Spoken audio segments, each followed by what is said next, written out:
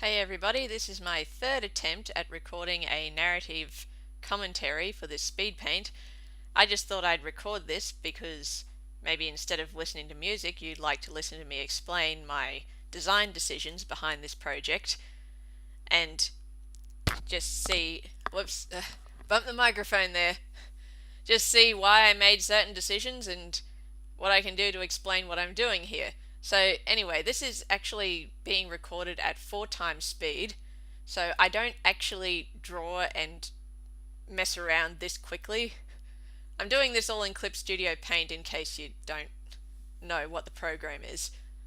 So here I'm trying to draw Genie in a really annoyed and ticked off kind of mood, but I'm trying to exaggerate it to the point where it looked hilarious. It didn't quite work out the way I wanted it to, but it still looked pretty good. This is considering that I haven't actually done this kind of thing for about 3 years, so I've gotten a bit rusty. Um, so yeah, I'm just correcting and tightening details here in this fourth panel.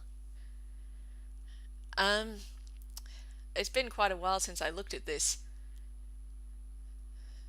So yeah, this is me just figuring out the forms of the character, and that little window there with the image in it of the movie, that's a subview window, which has been extremely helpful.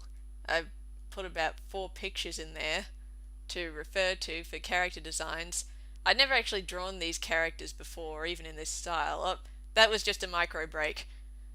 I actually, while I was drawing this the whole time, I have my work rave set to give me a micro break every, I think it was 12 minutes for 2 minutes, so I was going to edit them out, and then I just thought, oh no, it won't look as consistent if I edit out the micro breaks. So yeah, feel free to take a micro break whenever I take a micro break. uh, so yeah, I'm just trying to, here I'm working out the fine tuning of the character. That behind was the very first concept I had for that panel. For this whole comic, I was trying to figure out how to make a comic again, the best way to go about it, and some of the decisions I made for this comic made it take a lot longer than it should have. Oh yeah, this is me trying to exaggerate the expression and not quite nailing it. And one thing that I like that I did get right was I didn't make the figures look too stiff. Oh, so yeah, now I'm tightening up the details in here. I made a new layer for this. And yes, this is my attempt at sort of Disney style, but not. I think I had to do this about 3 or 4 times in the sketching process. Oh, by the way, with this speed paint, it's really long because I've put all the parts for this project into one video. If you'd prefer to see in future speed paints, if you prefer to see the different parts in shorter separate videos, then you can just leave a comment saying that. I just thought, hey, keep all the work for this project together. It might, reduces the number of videos you need to see. Hey, you can even put this on your Chromecast until you get a phone call. That's the one problem I've been having with Chromecast. You get a phone call and it doesn't automatically pause your video when you get a phone call. That is the only bad thing about Chromecast that I have found so far. And I know everybody in America has like Roku sticks and Kindle Fire sticks, but I'm in Australia and I don't have access to those kinds of things. And I know you can just import them and hack them, but I'm tech savvy, but not that tech savvy. So, oh, here we go. I've moved on to the next panel. And oh yeah, I'm trying to draw that scene where Aladdin's drowning and he's got himself tied up. And yeah, I'm trying to I don't think I've really even gotten close to Aladdin's anatomy. I don't have a lot of experience drawing in the Disney style. Um, but yeah, this is me trying to guess forms and make it look nice. Oh yeah, there I go. I write in the sound effect. I thought it would be awesome to put a sound effect around the figure. I know that kind of makes it hard to read, but hey, at least it's not actually interfering with the artwork. This was all an experiment. This whole project was an experiment to see what I could do with comics and what techniques I could use to speed things up. In the sketching stage, I didn't really have a lot of techniques to do. Um, you just must forgive me. I am not used to recording myself at length like this. There might be a lot of pauses and ums and ahs.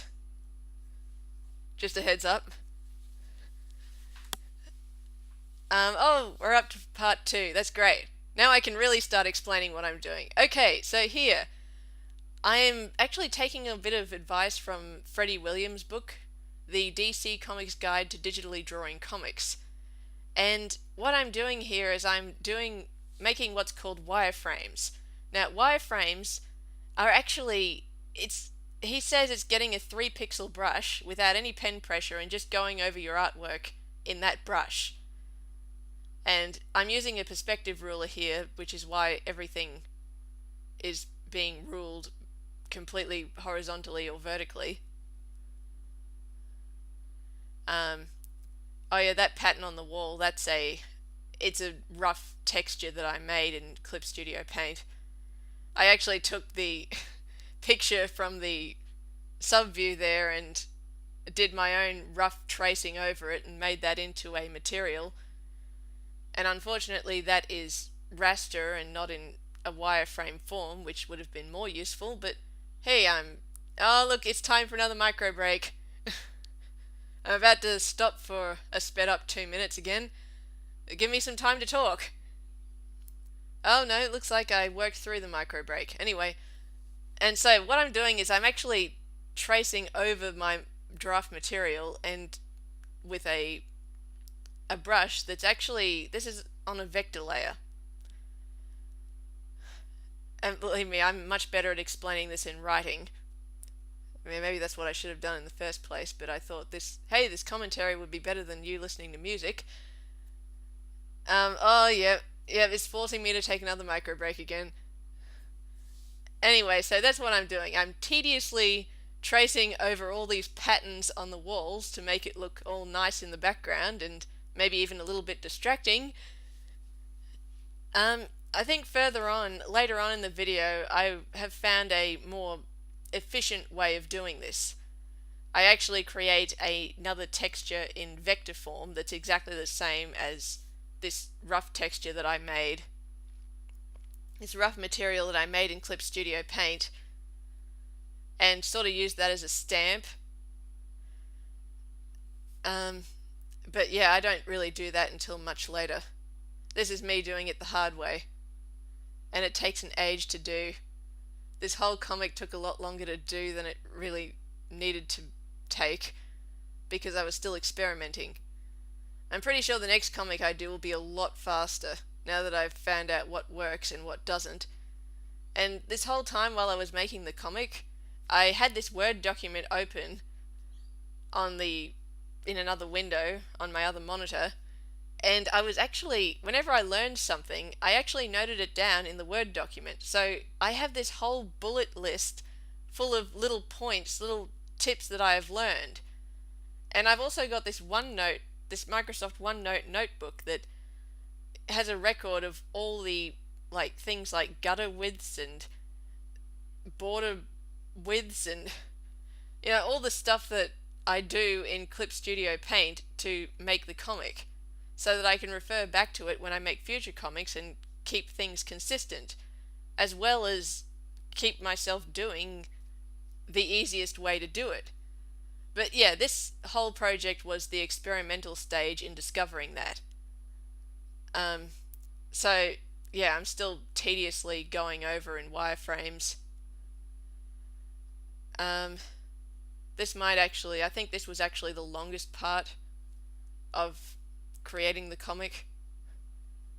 So it looks like I've still got quite a while to talk. I wonder if I should just do another long pause. Anyway, okay, looks like the micro break's over. Oh yeah, I think this is where I decided, hey, I'll just copy and paste. I can't even remember what I'm doing. Oh, no, it looks like I'm connecting things up. I found all these wonderful helpful vector tools in the correct width tool under Clip Studio Paint's tools menu, and yeah, you can connect up vector lines. I'm actually going to be doing separate videos detailing the details of these tools and how to get to them and how best to use them, the settings for them. So yeah, I'm only vaguely explaining what I'm doing here. Oh yep, there's my material. That's the material I made that I need to trace over. Oh yeah, okay, this is where I had the light bulb moment. I'm actually tracing over a repeating portion of this wall decal for the material, and I think I'm going to turn it into a material, like a new Clip Studio Paint material, but as a vector form. I think this is actually where I started doing that. Oh, and there's me trying to draw a straight line. Unfortunately, the one thing I miss about Photoshop is being able to just hold down Shift and have your line drawing locked into completely vertical or horizontal. For some reason, Clip Studio Paint doesn't do that. You hold down Shift and you can make a straight line between 2 points, but you don't know, there's no way to lock it into completely horizontal or vertical. Okay, so yeah, this is the demonstration of what I was talking about before. I'm basically using that vector part because that's a vector layer. That's not pixels, that's actually vector. And it looks like I'm actually using it as a stamp now. I think this is me trying to turn it into a material.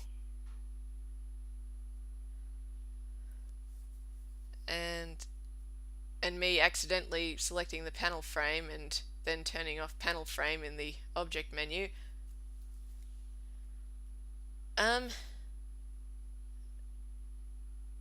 Okay. Yes, I told you I wasn't used to recording my voice for half an hour in commentary form.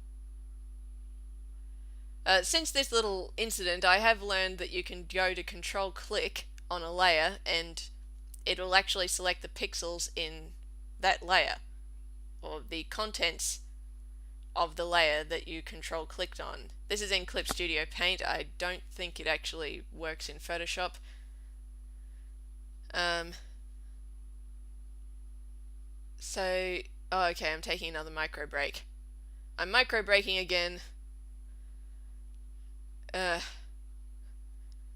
I didn't realize how annoying micro breaks would be. I mean, they were annoying when I was actually doing this. But I think I actually harmed my eyesight a bit while I was doing this. Oh, alright, so we're up to part 3. Now this is where things get really interesting. So I finished all the wireframes, all those 3 pixel lines there, but I think since Clip Studio Paint is measuring in millimeters at this time, it's actually about 1.5 millimeter lines. So, okay.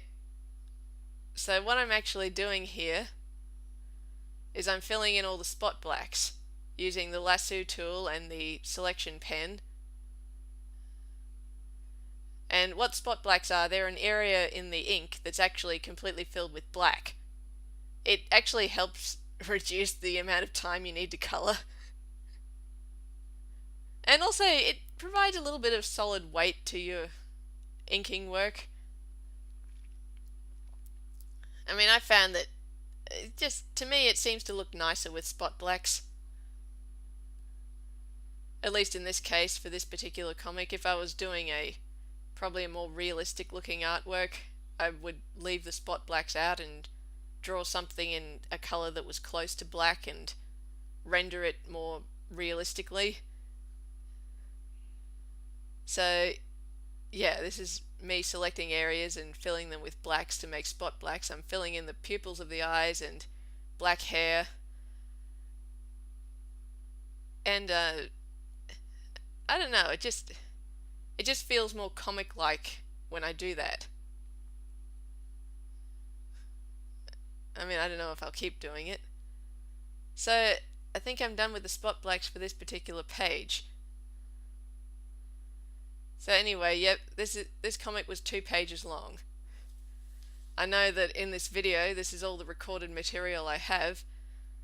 I've been jumping around the pages in these videos quite a bit, but this is the first page that I'm on right now.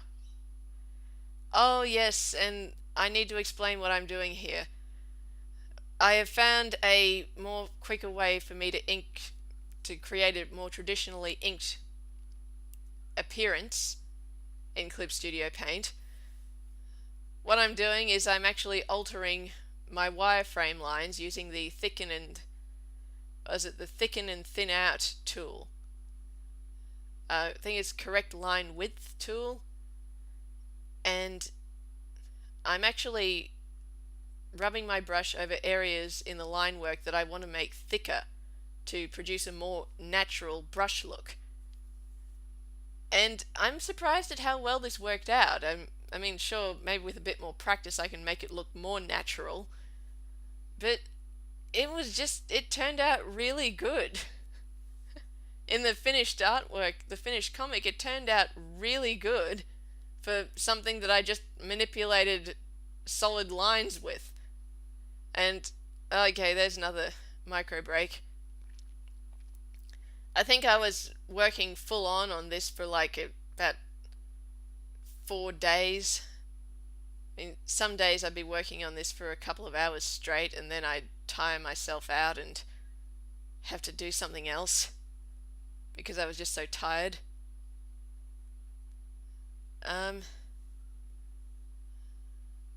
So yeah, I mean, there were some drawbacks to using this tool, like I had to use the selection brush to make sure I didn't affect any lines that I didn't want to affect. So yeah, I'm basically brushing over lines that I want to make thicker. And it's not the most natural looking effect, but it looks, at least it doesn't look like like I drew it in Microsoft Paint. I don't mean to offend anybody who actually draws in Microsoft Paint. I just didn't want it to look like that. So I'm not quite sure what I'm doing now. Oh, I think I'm organizing layers a bit. Oh, so yeah, that's right. Yeah, I'm working out line thicknesses in between the foreground, midground, and background, because that actually helps to convey a sense of depth. And there I am working out, brushing in little minor line thicknesses for light and shadow. And I have to say that has saved a ton of time, even though, oh yeah, I forgot that texture on his belt. Even though initially this whole project took a lot longer than I thought it would, I think I've actually discovered a whole lot of techniques that are going to save me a whole lot of time for future projects, which I guess it wasn't a complete waste. And I made a pretty good comic out of it. Not my best, but pretty good for being a bit rusty. And those blue lines there, just want to explain the blue lines that I have going in there, that's where I've defined a light source. That is a focus lines ruler that I've drawn rough lines in for, and it actually helps me to clarify where the light is coming from. So just in case you're wondering why that's there, it's so that I can use it to maintain a consistent light source.